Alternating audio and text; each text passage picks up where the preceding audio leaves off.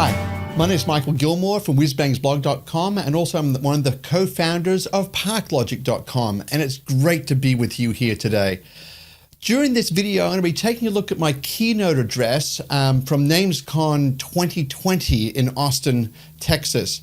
And I'll be looking at domaining past, present, and future, and I'll be concentrating on the different business models. So without further ado, I'll get things started and in the presentation. Fantastic. So domains past, present, and future. If we were to take a look at domaining in this presentation, I'll be looking at sales, traffic monetization, and also the future of domaining itself. So let's take a look at sales initially. Domain sales overall growth has been slowly declining over time, which is not surprising as more and more domains are actually purchased around the world. And there's only a limited number of new businesses coming into the market. But this data I have came from the VeriSign report, actually, and as we can see that in 2019, the entire domain market grew by 5.1%. So more on that shortly. In 2016, of course, we had the China boom, where they're after all the chip domains or the four-letter characters and so forth like that. It was a great time for domain investors. I know I made quite a substantial amount of money during that period of time, and with any luck, it'll happen again down the track.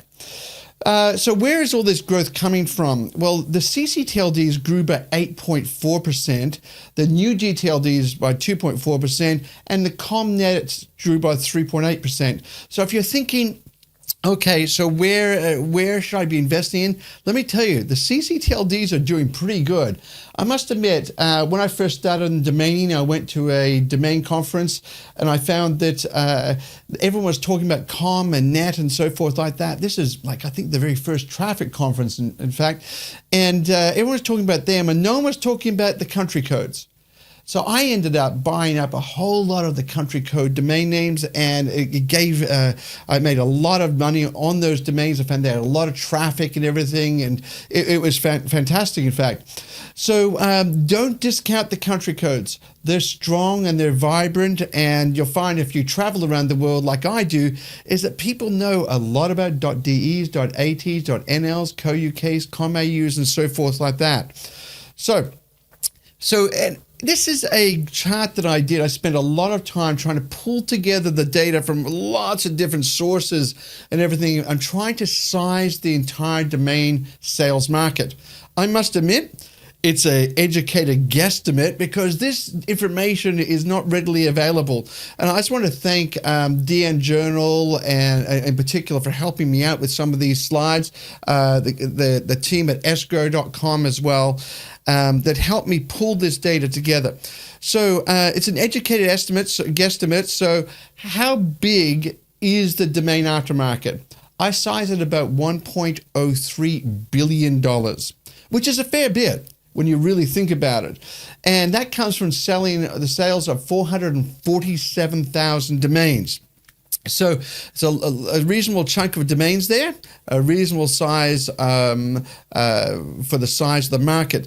So who's actually selling all the domains?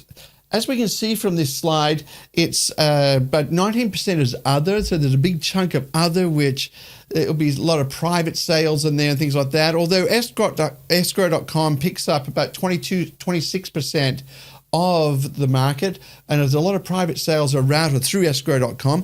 GoDaddy, of course, is 37%, and SEO 13%, and there's a few others there like Uniregistry and NameJet or Snap Names are in there as well. But there's some more to be said upon this in the coming slides. So what are the economics of the domain investment industry? Now, this is data from Q4 2018 to Q3 2019. So how many new domains? There's about 17.4 million new domains. Percentage of domains purchased by investors is 31%. That's a good chunk of the market. So investors purchased 5.4 million domains, which essentially means the end user demand is 12 million domain names during that period of time, or a 3.3% growth. So domain investors have a big impact on this market. So as overall, domain investors have 106.3 million domains.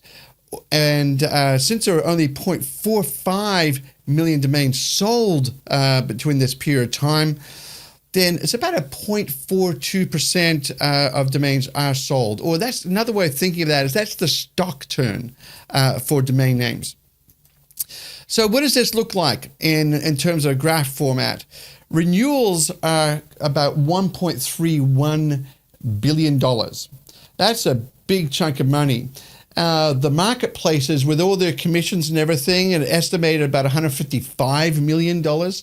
And since their earnings are $1.03 billion, as I discussed in the previous slide, the sales market is underwater by $435 million a year.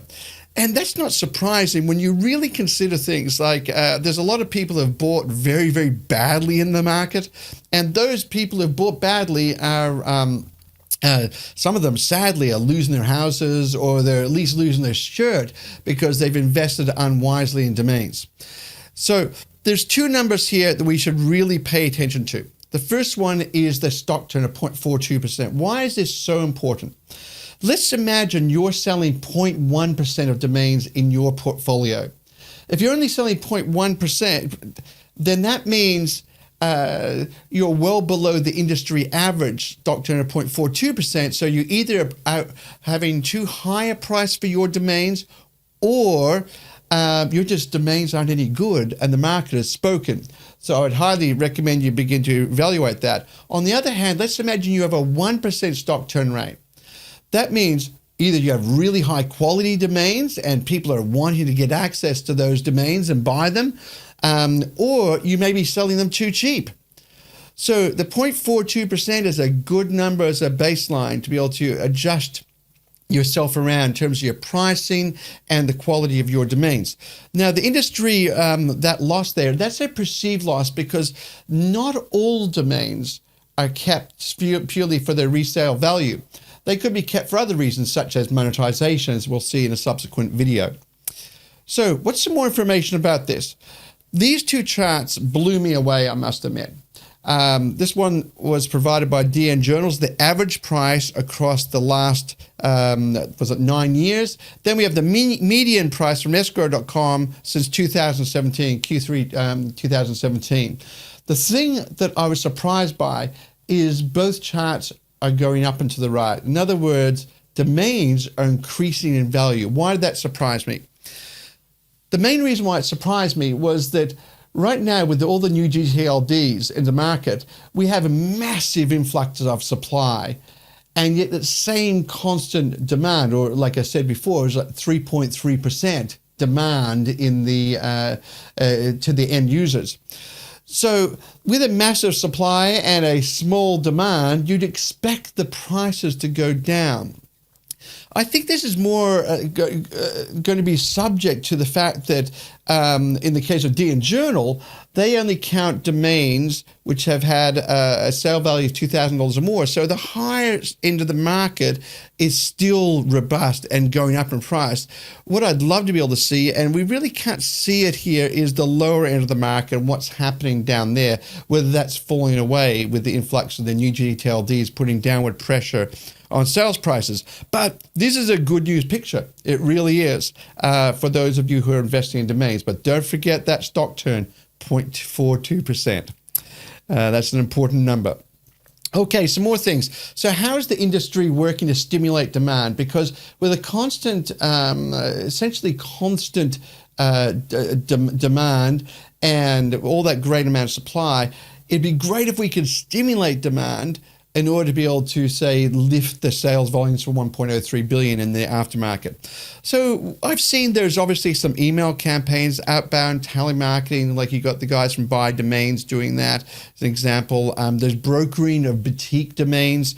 Registrar marketing activity is happening. Just on that, the market for domains, which is in the new GTLD space, which is purchased by investors, is about 50% of them. That's a very big number, which explains why there's been so many new GTLDs interested in the domain investor space. Because you know what? You guys purchase their product. So if you're sitting there going, oh, gee, these new GTLDs need to do more marketing to the end users and so forth like that. You know what? They've already done their job. They've marketed to you and you've purchased their product. So I wouldn't turn to the new Gs and say, hey guys, you're going to go along and help sell my existing domain portfolio for a higher price than I purchased it before. They're unlikely to do it because they don't get anything from that. So the other thing is the marketplaces. Really, the marketplaces are more order taking. They're not about trying to do outbound. That'd be on the brokerage arm, say, that some of the marketplaces have. But really, the marketplaces are about responding to inbound requests. So what have they been doing?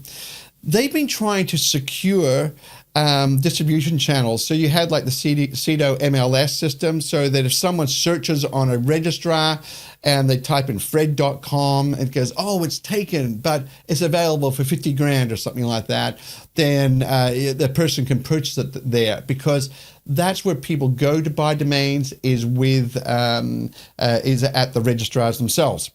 Okay, so there's been a big rush on that to secure those distribution channels. But generally speaking, the industry really hasn't focused on trying to grow the pie. It's really difficult to grow that pie, particularly on a global scale. You better have billions of dollars behind you to do that, and really it's just not there at this stage. So the challenge for the sales business model. There's a lot of challenges, but the first one is intermittent sales don't facilitate planning. I must admit, I was at NamesCon, and you talk to someone, they say, oh, I just did a $50,000 sale. And they talk about it as if it was yesterday. But the reality was, it wasn't yesterday. It was like 8 months ago. And they haven't had a sale since. And so it's really hard to plan your business like that. And so I think it's one of the real drawbacks of the sales model. The other one is, if you're thinking, oh yeah, everything is good, but which domain should you drop? Like, that's a tough decision to come to as well. Like, if you're trying to become profitable, which domains I should drop is challenging. So investing is more like buying a lottery ticket. What's the golden rule is that if you buy one lottery ticket, that's great. But if you buy two, you just doubled your chances of winning the lottery. But buy three, you buy four, and so forth. You increase your chances. And for many people, rather than running their domain sales as a business, they're running it as a hobby. And by the way, that's perfectly okay. They're subsidizing their renewals through their pay packet, or they're borrowing against their house, or something like that. Many people are doing this. But you need to decide, are you running a business or are you running a hobby? Now, what's the solution to this? The biggest solution is scale. And if you scale horizontally, let's imagine instead of having 5,000 domains for sale, you have 500,000 domains, then you're more likely to get repeated sales every single day, and you can begin to plan for your business. Now, there's an inherent risk with that. You better make sure you have some good domains for sale. Otherwise, you may be having a lot of renewal fees and not much revenue. So there's pros and cons with that. But there's some people who have very successfully done this, like Huge Domains as an example. So scaling horizontally. Quality. The other way to scale is quality. So you climb the quality curve with domains, and so you go for singleword.coms. Now, you'll be paying a lot of money for those domains, and once again, it costs a lot of capital. But that's two solutions for this challenging sales business model. So what do I think domain investors should do? The first one is ruthlessly evaluate your portfolio so that you become profitable. Revenue is great, profit's even better. Now, that's going to be a challenge I mentioned, because you're trying to work out which domains should drop and which domains you shouldn't drop. So some of you may find it quite difficult because you have little stories behind each one of your domains and how you acquired them and so forth. I would negotiate with the marketplaces to get a better deal around commission structures and so forth. Ensure your domains are in all the marketplaces. Don't just put them all in one, put them in all of them. Why not? I would definitely engage successful outbound sales channels and brokers and so forth. There's some really good brokers out there. By the way, if they look at your portfolio and then they pass on it, you may want to really evaluate what domains you have in your portfolio, particularly if your stock turn is less than 0.42%. So that's what I have to say about the domain sales model. It'll be good news for some people, maybe not so good news for others. In my subsequent video, I'm going to be taking a look at what I said about traffic past and present, and I look forward to that. So I look forward to seeing you next time. See you later. Bye.